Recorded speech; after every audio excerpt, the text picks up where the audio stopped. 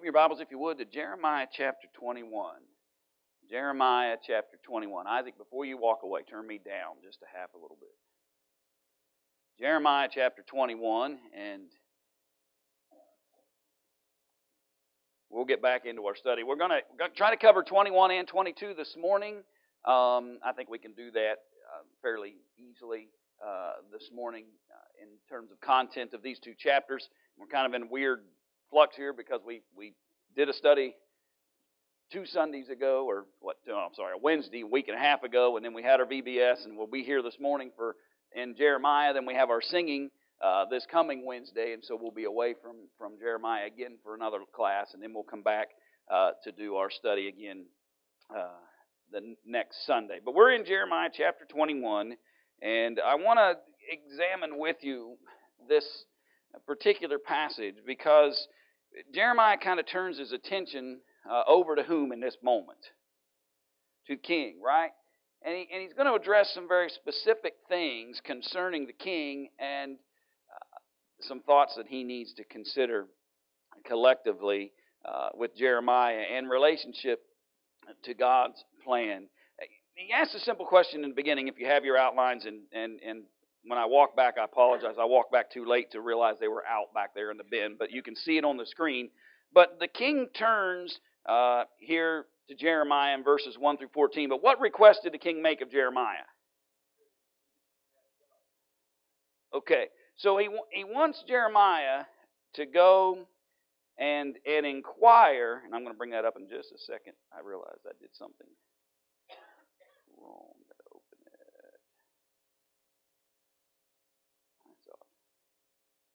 Going to give it to me. Sorry. I'm trying to open it so I can write on it, but it won't let me. Anyway, I got some kind of weird default thing going here right now. One more try. There we go. For some reason, there's only one piece of software that lets me write consistently on these screens. Okay, so what request did the king make of Jeremiah? Say it again, Jim. Okay, so he wants basically them to inquire of God whether or not he'll help them with who? Right. Or in the nation is Babylon. Okay, so he wants Jeremiah and these folks to go and inquire of God whether or not he'll help them against these imposing force that is coming in direction to him. What's interesting about that? We think about it. He wants to inquire. He wants Jeremiah to inquire of God. Will God protect us against Babylon? What's ironic about that? Okay, not only would he not do it, but what's really ironic about it? Okay, who's sending them? God has. To me, that was the ironic part here. They want him to go and ask God, protect us from Babylon, and God's been telling them all along what? I'm sending Babylon. I'm the one that chose this. I'm the one that made this decision to use this nation from the north and come down and conquer my people. And now you're asking him to go and inquire of God whether he'll help them against the very enemy that God says I'm bringing. And so I found that to be quite unusual when you think about it in that sense. He says in verse 2, inquire, I pray thee, of Jehovah for us. For Nebuchadnezzar, king of Babylon, maketh war against us. Peradventure, Jehovah will deal with us according to all his wondrous works, that he may go up from us. They weren't all concerned about God and his wondrous works while they were worshiping their idols, and while they were disrespecting his covenant, and while they were dishonoring the relationship they should have had with God all along. But now all of a sudden they see this impending doom. They see this enemy to the north coming and advancing step by step. And all of a sudden now they want to inquire of who? God. That's a problem, isn't it? And that problem's never going away. Over all the centuries of the existence of mankind, that basic problem is never going away. People wait till they're at the bottom of the pit, and then they want God to help them. And the bottom of a pit that they have created. Let me rephrase that in a better way. They've hit rock bottom of a problem that they created themselves, and now they want to do what? Now they want help from God, when if they had just stayed in relationship with God the whole time, they wouldn't have created their own set of problems and difficulties. And so it seems disingenuine, and if for lack of a better term, that they would even go to God in this moment when they've had ample opportunity and prophet after prophet after prophet coming and warning and telling them. And Judah, remember, that's who we're talking about now, right? Judah had what great example that God would destroy His own and deal with His own people? Israel, right? They had the greatest example they needed by simply looking to Israel and seeing what God had already done prior to them. Everything they needed to turn their hearts back to God had been provided. But they are rejecting and rejecting. But now that it seems like the doom has come and there's nowhere to turn, and now they don't have any answers within these idolatrous gods that they've been worshiping, now they want to go and inquire of God. Notice verse 4. Thus saith Jehovah, the God of Israel, Behold, I will turn back the weapons of war that are in your hands, wherewith ye fight against the king of Babylon, and against the Chaldeans that besiege you, without the walls, and I will gather them into the midst of this city. So who did Jeremiah reveal was the real enemy of the people of Jerusalem? Yeah, for lack of a better description of that, he basically says God's the one doing this. God, you're trying to fight against God, and not only will God not help you, God will do what? He'll help you and work against you. He's going to hinder you. Your swords and your weapons of warfare will be futile when you go to face Babylon. Not only will He not help you, He's going to help the enemy. And not only is He going to help the enemy, but He's going to hinder your ability to even defend yourself. This is a silly request, basically, Jeremiah says, because God's not fulfilling any of these things on your behalf.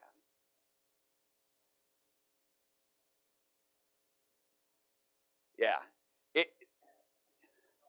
right, and that's the lesson maybe we could talk about later too, Bob. But they come with a very matter of fact. Just this is what God has always done, and so we're just going to assume that should be the case this time as well.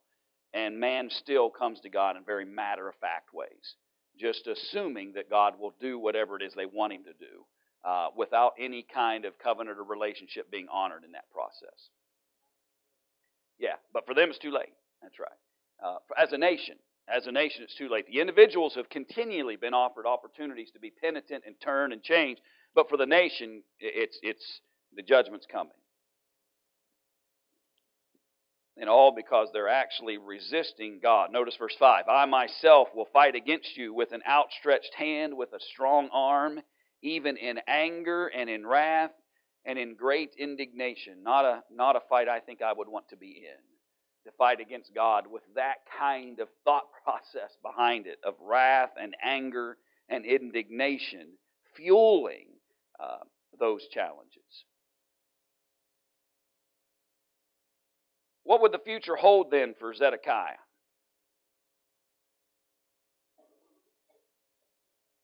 He's going to be what? Okay. He's going to be delivered, okay, into the hands of Babylon.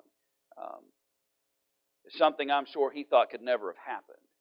Something in his mind he thought could never have occurred to him. Notice verse 7. Afterward saith Jehovah, I will deliver Zedekiah king of Judah and his servants and the people, even such as are left in this city, from the pestilence, from the sword, and from the famine, into the hand of Nebuchadnezzar king of Babylon. In other words, if the siege itself and the warring itself doesn't do you in, the rest of them are what? Yeah, they're exiled. They're going to become captives in the midst of all these things, and into the hand of their enemies, and into the hand of those that seek their life. And he shall smite them with the edge of the sword. He shall not spare them, neither have pity nor have mercy. The problems are not just going to go away. This isn't a one-time moment. This isn't a single battle or a single problem that they'll just have to kind of suffer through. But these challenges are going to present themselves over and over. And Zedekiah, you won't even be spared from this. You will be delivered up as well in this process. The king probably in his mind thought he had special privileges just because he's what? Because he's the king. Generally, people in positions of power assume that kind of thing, that they're above, in some ways, many of the rules and things that apply to other people. And he's no exception here in this case. He's lived and conducted himself any way he's chosen. He's led the people away from God. But now he wants to turn to that God, and God says, I'm not having that. It's not happening. So what's the message then that Jeremiah brings to him in verses 8 through 10? Okay. So what would, and I think there's a key here, what would resistance be met with? Death, okay? Resistance would be met with death. And basically, there's one option here. What is it? Surrender. Yeah. The one option they have is surrender. Why surrender to the enemy? Under normal circumstances, that may not be the case, but why in this case? Okay, but who's behind it all? Because God, you never have any choice but surrender to God. You can if you resist, it only makes things worse. It only creates greater problems. It only deepens the difficulties and the challenges that you face. And what's the idea of surrender? We use the word we learned it this past week, the idea of submission and obedience. Okay, that's the concept of surrendering to God. And so it was very literal for them. God's bringing this judgment. He's using Babylon, whether you like it or not. Your option here is very limited. It's surrender to what God is bringing. Because resistance would be met with just simply greater challenges. And as we are resistant at times with God, the same things can occur.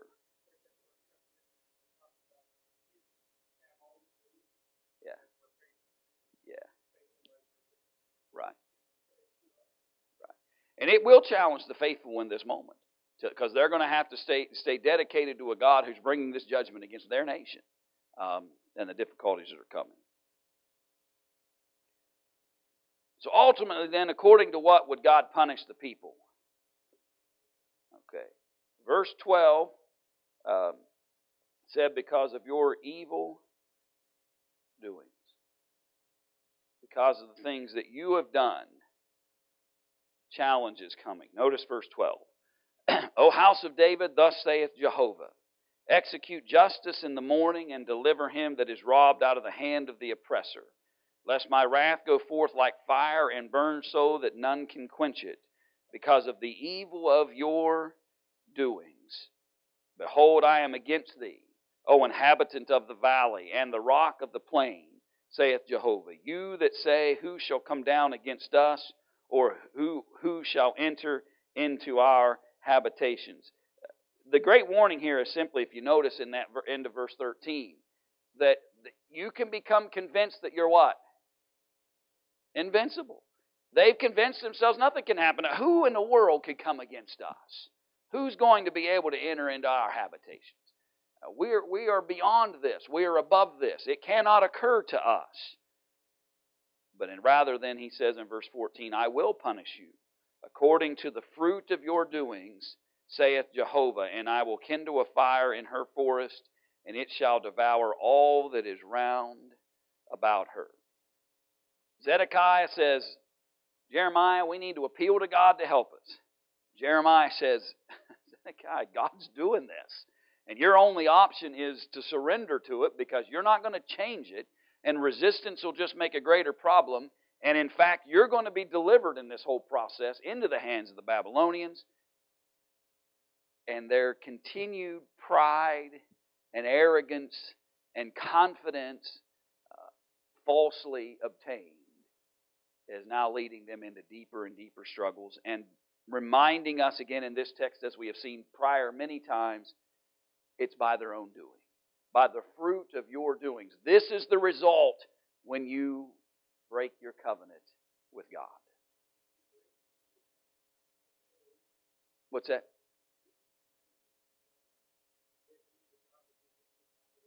Yeah, they've got to have confidence that that's what God wants them to do. And so if they're trusting God through it, that they have to trust in the option He gives them. All right, so go back now for a moment. What kind of thoughts did you see? Things that we could learn from.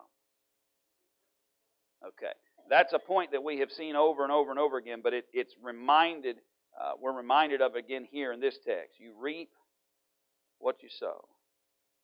The things that you sow to, that's what's going to be the result, and that's things that are going to occur. What else? Yeah, this is what we learned last week, right? God reigns, and you and I can't control Him, manipulate Him, or change Him. And He is sovereign in that sense. What else did you see? I'll come back to you, Ed. Yeah, there's always this offer, and in this case, it's individuals, but there's always an offer for the individual to repent and correct his personal life and find solace in God.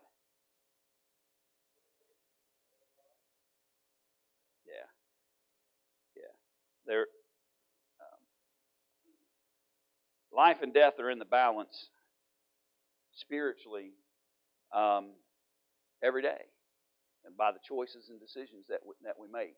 And it's in our hands to make the choices and decisions that benefit us, that lead us to life. Anything else you noticed?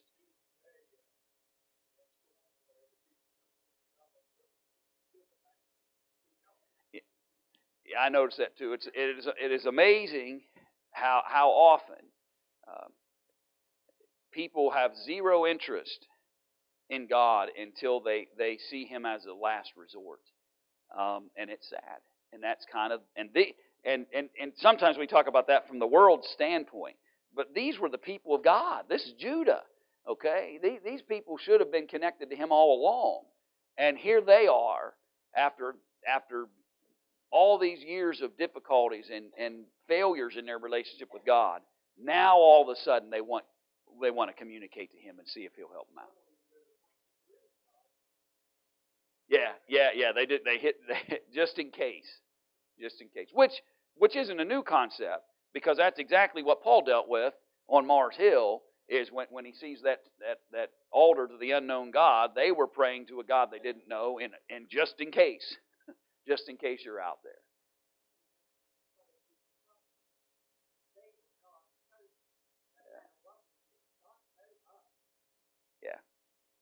Yeah. They had built a false confidence based solely on prior relationship, rather than on personal conduct and choices in the moment.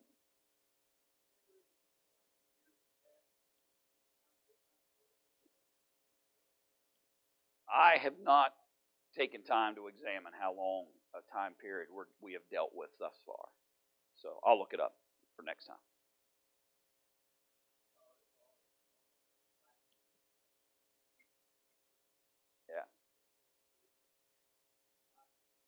Yeah. Yeah. It, the desire that God has always had to stay in covenant relationship with His people. It is we who break that covenant and turn from it. Any other thoughts? All right, chapter 22 then. Let's move on into this chapter.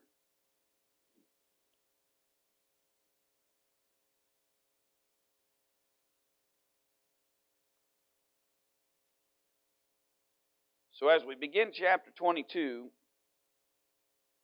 there's a warning that's issued. The same compelling statement of "hear, listen to what I'm saying" happens in the introduction. But what warning's given to the king in verse 3?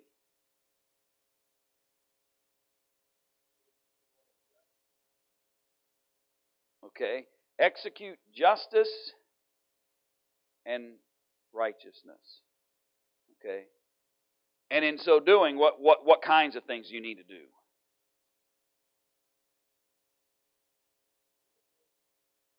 He listed all kinds of things. Right. Things they were supposed to help. Yeah. So he says, deliver him that is robbed out of the hand of the oppressor. Do no wrong. Do no violence to the sojourner, the fatherless, nor the widow, who are what, by the way? The most vulnerable in their land, okay? The stranger, the sojourner, the guy that doesn't have a place necessarily to stay or call his own, the fellow that's just traveling through, he's vulnerable in that circumstance. The widow doesn't, in a culture especially that was male-driven, a widow would have a challenging time of survival and processing.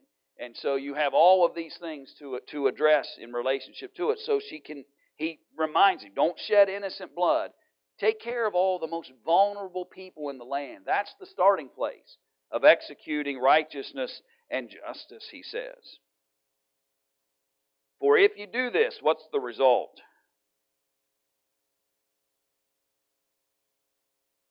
What will he give? For if you do these things, indeed, then shall there enter in by the gates of this house kings, sitting upon the throne of David, riding in chariots and on horses, he and his servants and his people. But if you will not hear these words, I swear by myself, saith Jehovah, that this house shall become a desolation. Your choice here. Make a decision how you want to go, because he could give this place over permanently to other kings and people. I can do whatever I want, really, is what God is saying. I'm in control here. And you can either choose to turn and make the changes necessary to start behaving in the way that I want my people to, or I can just choose to make this place desolate. So he's really giving them a heavy dose of some things they needed to think about. In verse 9 then, what would the answer for those who asked why God did such things as this to Jerusalem? What's the answer going to be? Okay. Because you forsook the covenant of Jehovah and worshipped other gods. When you forsake God, it is not fair, just, or appropriate for us to assume that He should continue to bless and care for us. They had forsaken Him, and in very specific ways, because they were worshiping other gods, and so they weren't. This wasn't just a matter of failure or not living up to some of the omitting a few things. They had completely transitioned themselves to honoring false gods, idolatrous gods. Now, this covenant breaking that they're being warned about here is more severe than just simple things. You have forsaken the covenant of Jehovah their God, and you've worshipped other gods, and you've served them. That seemed to me to be even a greater impacting moment. You not only have you just bowed down to an idol somewhere, but that's who you're serving. You're honoring those gods and serving them rather than Jehovah.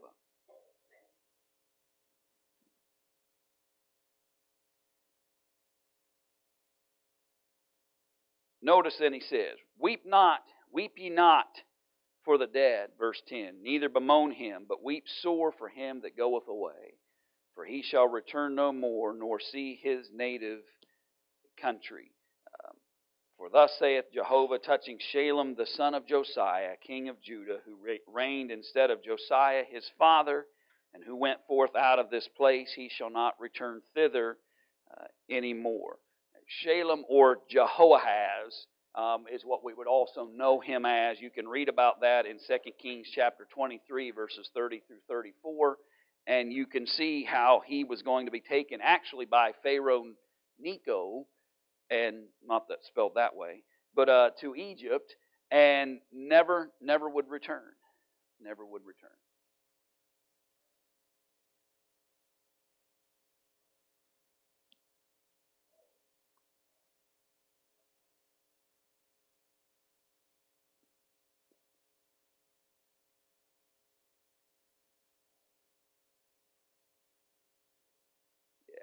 Yeah, in total. Yeah, I think he was looking for me to try to figure out where we are now in chapter 21. That's the answer. I've got to come back and try to see if we can figure out a timing of that. But you're right. That's the span we're dealing with here in this text. Yeah, that's the difficulty too. Is you don't always, because the prophecy isn't necessarily written down event day by day by day by day. It's just written down, and so you can't necessarily always tell by chapter where you might be in the history. Verse 13 then. Upon whom would woe come? Okay, those who build what? Okay. Those who build based in unrighteousness. Okay?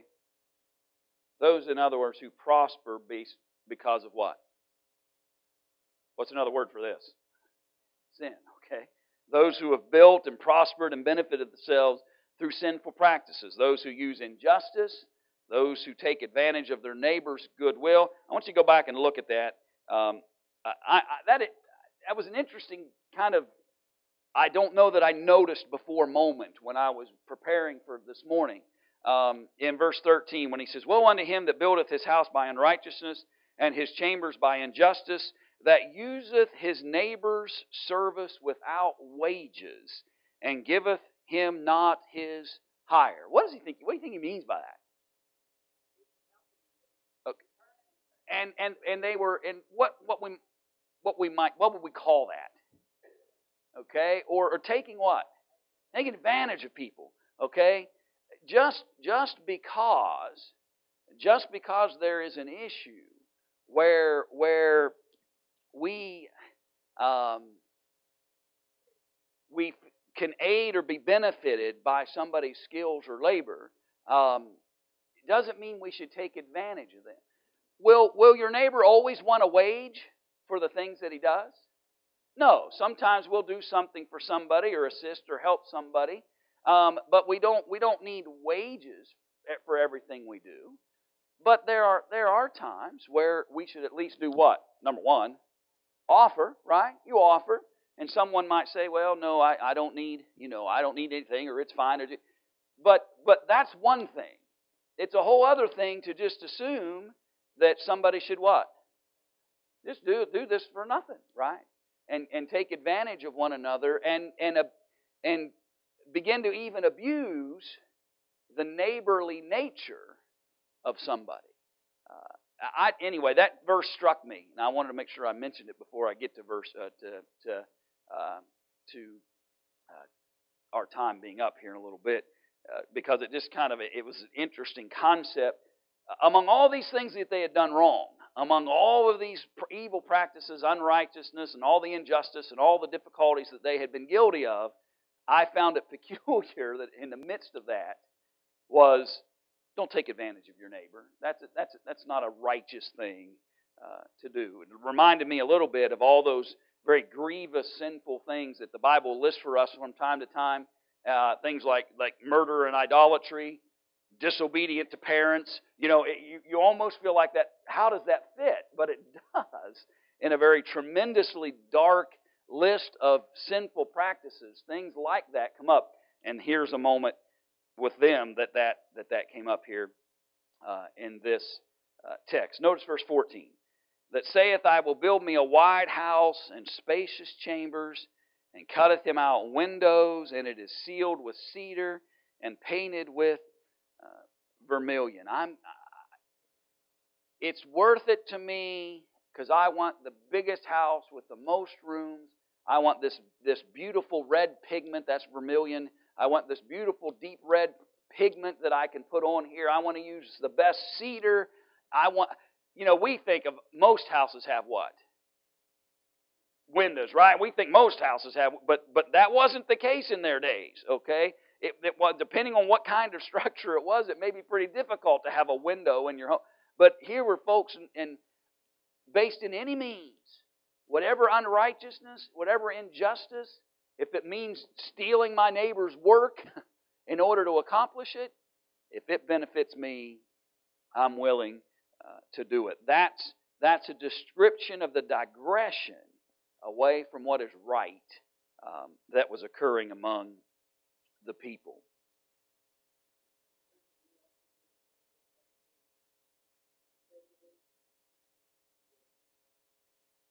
Well, that could be, but this seems to be their own neighbors in their own land that they might be taking advantage of as well. But there could be all kinds of reasonings why they've gotten this disposition about themselves. Yeah, there's definitely it is definitely a heart problem, and that's why the fruits aren't good that are being produced. Yeah, and this is all part of that building to the point where you're just convinced nothing bad's going to occur here. Yeah. Pride brings a lot of baggage, and it has with them. Absolutely. From verse 16, then, what is knowing God?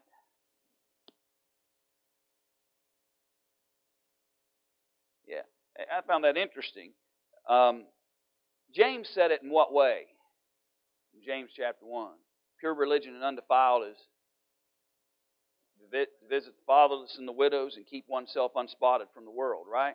Pure religion and undefiled. What's interesting, that concept wasn't necessarily a new concept when James records it, because that's kind of what is said here. Verse 16, he judged the cause of the poor and needy, that it was well. Was not this to know me, saith Jehovah? Wasn't this, you talk about knowing me. You talk about having some kind of understanding or concept of who I am. But you want to demonstrate whether you know me or not. It's evidenced by how you dealt with the poor and the needy, how you took care of those who were vulnerable, not how you took advantage of them, not how you took advantage of the sojourner who was traveling through and may not have had a lot of resources to sustain himself. The concept of expressing our connection to God through our actions has always been part of Scripture. Even in the days of Judah, it's part of what's happening with them. Verse 17 through 20, he basically says, don't lament for all the sadness they've brought on themselves. Thine eyes and thy heart are not but for thy covetousness and for shedding innocent blood and for oppression and for violence to do it. Therefore thus saith Jehovah concerning Jehoiakim the son of Josiah, king of Judah, they shall not lament for him, saying, Ah, my brother, or Ah, sister.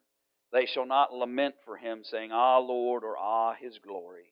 He shall be buried with the burial of a donkey, drawn and cast forth beyond the gates of Jerusalem.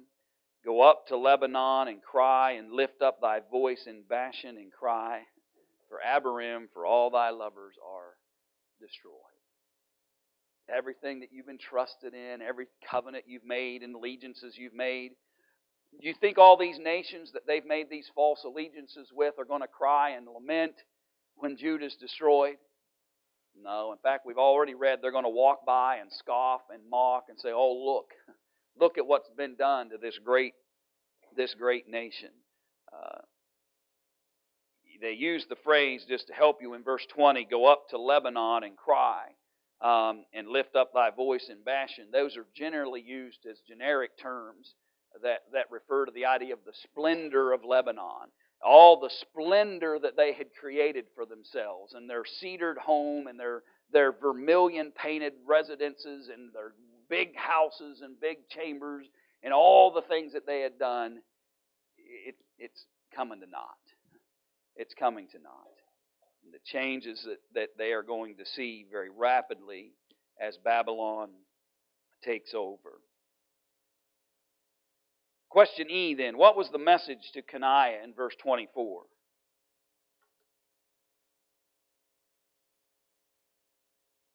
Just because you wear what? Yeah, just because you wear the signet of the king doesn't mean that you're going to be spared through this. Just because you have the privilege of bearing the title of king isn't going to excuse you from the challenges that are coming. And ultimately, would any of his descendants prosper? No. Notice verse 30 with me.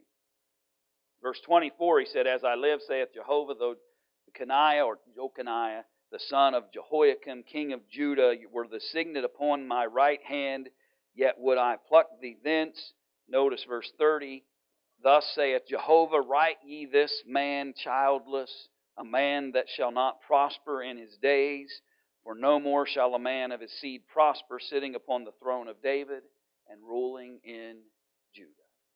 They're done. He's done. And this is the judgment of God, and we have seen that in most of the text of Jeremiah that we have already prior studied.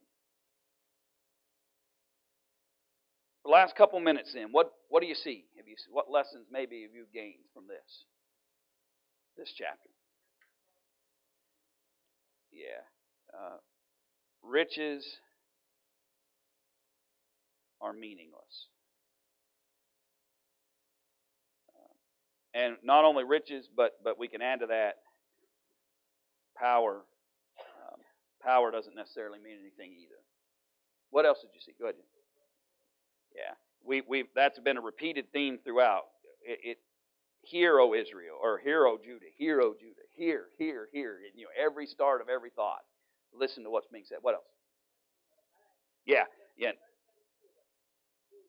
It's time for real penitence and real change and real obedience from the people.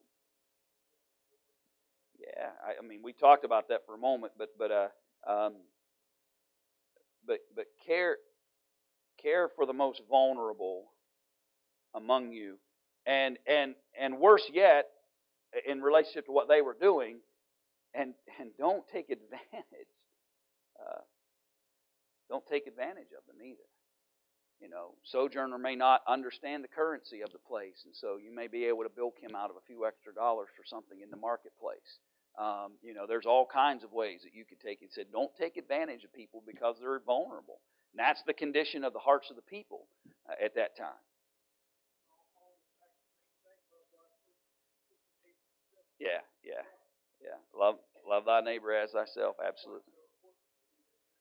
Yeah, absolutely. Go ahead, Ken.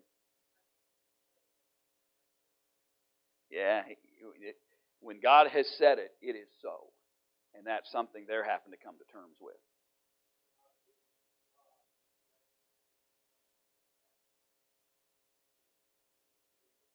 Yep, consequence will come. And there's plenty of evidence here of that. All right, Lord willing, next Sunday, we will come back and begin chapter 20.